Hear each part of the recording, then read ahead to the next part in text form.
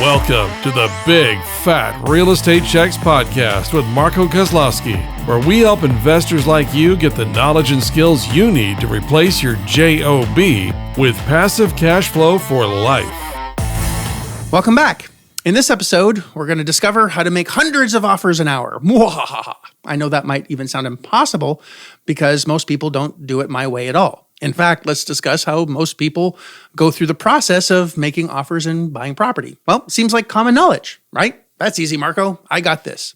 Well, first, you're going to have to research the area that you want to buy in. Now, perhaps like 99% of the people that are buying shit, they buy close to where they live. Maybe you want to do the same thing. You want to buy as close as possible to you just in case shit happens, right? Seems pretty normal. Then you contact a real estate agent. Well, the agent asks you a few pre-qualifying questions, as well as what your budget is, your experience, the returns that you want, and pretty much anything else. And especially if you have cash in the bank or proof of funds, something that they can hang on to so they know that you can actually buy whatever you're looking at. And if you're pre-qualified, great. If not, well, they're most likely going to shoo you away until you do. So you're not wasting each other's time. So you go do that. You go to a bank. They ask you to fill in a bunch of forms. They do credit checks, ask for income statements, financial statements, tax returns, letter from your employer, letter from your mom, stool samples, semen samples, even your firstborn, and whatever hoops they make you jump through so they can decide based on your credit risk factors in their matrix, whatever the moon cycles they have, and if you're above or below their quotas for that week, month, year, or quarter, and they really decide how much money you can borrow so you can get wealthy. It's their decision. It's not yours. Just how shit works, right? Anyway, you go through that song and dance with the jazz fingers and all. You finally get all your ducklings in a row. With the letter in hand from a bank, you go back to the real estate agent. Woohoo! So he, she, or shim is now super happy. Fantastic.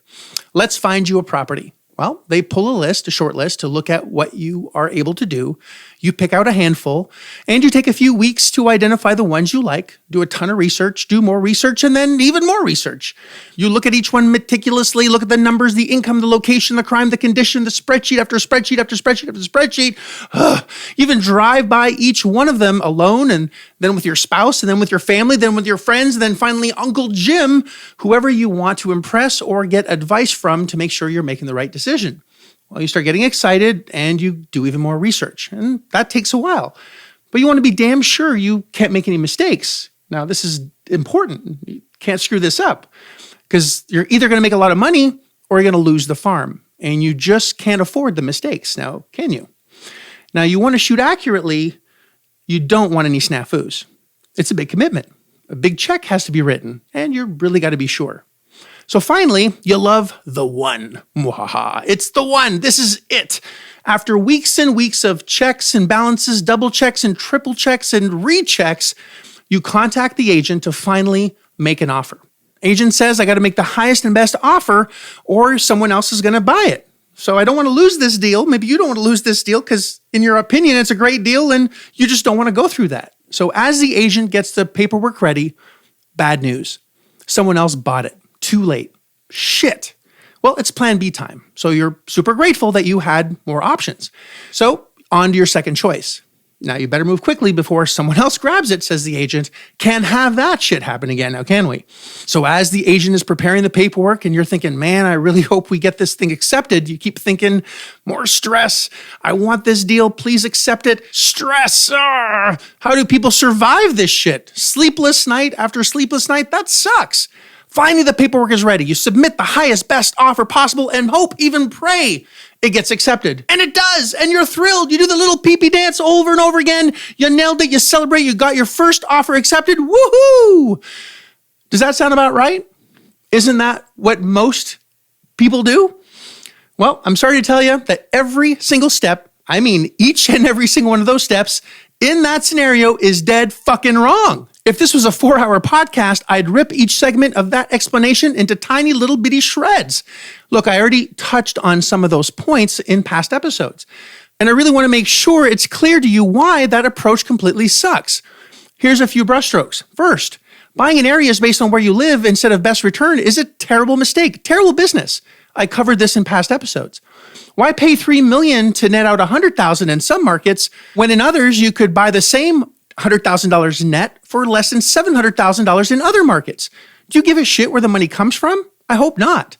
Remember that a professional third-party management company is on the ground managing tenants for you. You don't ever have to see the property. Now, I know you might think that's completely crazy. Why would I ever buy a property that I don't see? Well, I don't have to see it. Other people can, and it doesn't have to cost you a penny. And I'm going to cover in future episodes exactly how to do that. I, in fact, don't do any of the due diligence that most people do on the front end. I only do that after it's tied up under contract. That's what due diligence is for. I'm going to make sure the income is the income. I'm going to make sure that the condition of the property is good. I'm going to make sure I can get great property management to handle all the Jerry Springer tenants so I don't have to. I'm going to make sure by the time I close that everything is done, all the checks and balances are taken care of, all the checklists are there so I know I'm buying a good deal. And so will you. I have others checking things out so I don't have to. For free. That's right. For free. Quality inspections, not a penny out of my pocket ever. And neither will you. Number 2, good deals are almost never on the MLS, multiple listing service, or on the market. They're off market. Listen to the below wholesale episode if you haven't already. It'll explain that. Number 3, if you're dealing with an experienced agent, no agent is going to give up their unicorn deal, this great opportunity, to a one-shot wonder who might or might not close since it's clearly their first deal. They save those juicy deals for baller buyers like me or you if and when you get trained. Those deals go to repeat offenders that buy over and over and over again. They want to impress them with the great deals that they find. Number 4, do we want to go to a bank to finance a deal that has their meat hooks on everything you own or going to own later? No. Putting your credit at risk, personal guarantees on the line? Terrible. One bad move and you're bankrupt. Now, I've seen that bad movie before and it really sucks. Asset-based loans solve that problem, and we've discussed this in earlier episodes. 5, paralysis through analysis is the deal killer. It kills them dead. By the time you've done the research on a deal, and if it really is a good deal, it's gone to someone like me. You have to pounce, and I mean fast. Boom, you got to take it right away. Real estate agent contracts aren't designed to protect you to do that at all. They protect the seller, the agent, the broker, but not you as the buyer. You have no control if the seller decides to not give you what you need to close and satisfy the bank. If you don't close sometimes by no fault of your own, you can lose your money, get sued for specific performance. State-issued contracts are terrible tools for those that buy professionally. Now, I cover the magic of investor contracts that level the playing field and protect you, give you more control in future episodes. Lastly, if you make an offer and hope it gets accepted, and it does, you paid too much. Offers are supposed to be rejected. Yes, rejected. The point of making an offer, at least by my approach, is not to get a yes, but to lower the price. A lot. Since the only way to make money in anything, in any business, is to buy it right. We've discussed that already in previous episodes as well. We want to be below wholesale always. No one starts there when they first want to sell. The good deals are never found. Great deals are created. So, how? What do I do? What do my students and followers do? Well, we make 100 offers an hour, all designed to get the magic word back. Can you guess what that is? Because yes is death. It's no. No. Music to my ears and soon yours as well. Now listen carefully. No doesn't have to be a hard no or even a confrontational no at all. A good rejection is crafted. It's designed to lower the price of our counterpart, and it can be done without you making a single offer at all.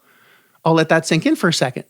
You can make offers without it actually being an offer to lower the price.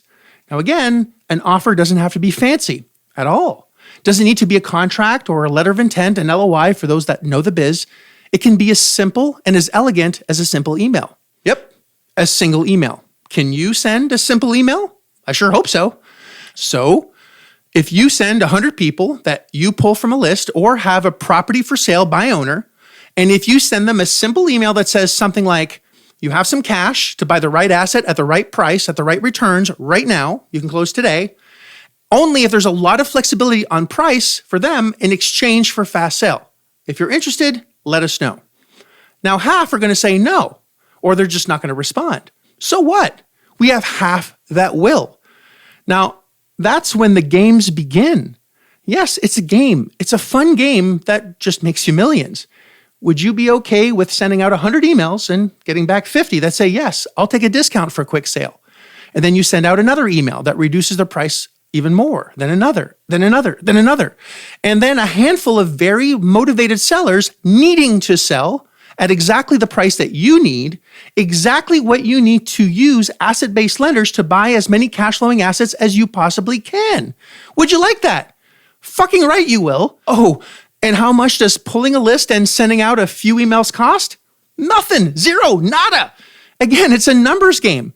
Make 100 offers, drive the price down on as many as you can. Many want to sell, only a handful need to sell. And that's where you get wealthy. Not on one deal, research, one deal, research, hope the offer gets accepted. No way. Make lots of offers, get the right sellers to say yes, that will discount, use asset-based loans, and close. Isn't that exactly what you're looking for, to explode your wealth as quickly as possible? To do that right now? Well, you can. The only thing that's stopping you is the information and the application of that information to help you make that happen for you and your family. So, if you want to have amazing results, you have to follow in the footsteps of those that have succeeded. However, if you do what most people do, you're going to get the same results that most people have.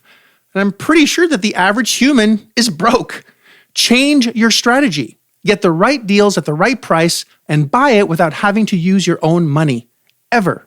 Now, if that doesn't excite you, I don't know what the hell will. I hope this was very informative. I hope you're ready to do something different in order to have extremely unique results that will not only shape you financially, but allow you to do whatever the hell you want to do in your life. Now, on the next episode, I'm going to go over a secret sauce that'll help you create as many amazing deals as you ever wanted. See you on the next one. If you like this episode of Big Fat Real Estate Checks, then show some love by leaving a comment and a good rating. Also, as a thank you for tuning in today, we've got a special free gift. The journey to passive cash flow for life starts by finding deals, and it's easier than you think. Simply go to getdealsbytuesday.com, enter your email address, and we'll send you a free quick start course called Deals by Tuesday. Even if it's 11 p.m. Monday night, this course will show you how to find discounted real estate deals by Tuesday. It's that fast and simple. Go to getdealsbytuesday.com and start your journey toward life-changing cash flow today. Thanks for tuning in, and we'll see you on the next episode.